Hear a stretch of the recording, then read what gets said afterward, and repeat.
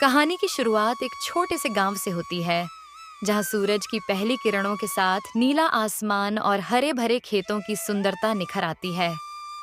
यहीं पर रहते थे आर्यन और सिया, बचपन के दोस्त जो एक दूसरे को अपनी जान से भी ज्यादा चाहते थे। आर्यन के लिए सिया उसकी दुनिया थी और सिया के लिए आर्यन उसकी खुशियों का खजाना। एक दिन जब आर्यन और सिया गांव के पास के एक पुराने पीपल के पेड़ के नीचे बैठे थे, सिया ने आर्यन से पूछा, क्या तुम मुझे हमेशा ऐसे ही प्यार करोगे?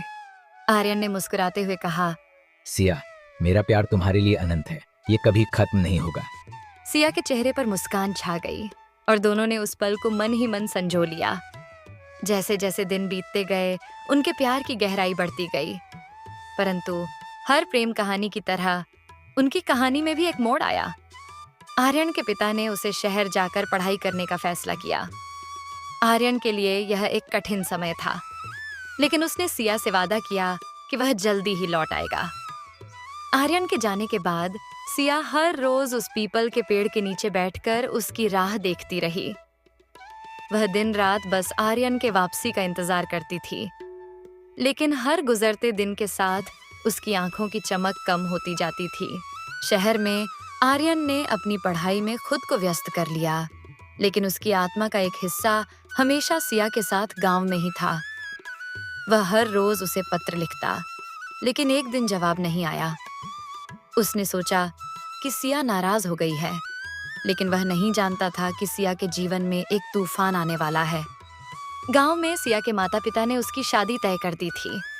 सिया ने बहुत विरोध किया, लेकिन परिवार के दबाव में आकर उसने अपने प्यार का बलिदान दे दिया। आर्यन को यह खबर बाद में मिली, जब वह गांव लौटने की तैयारी कर रहा था।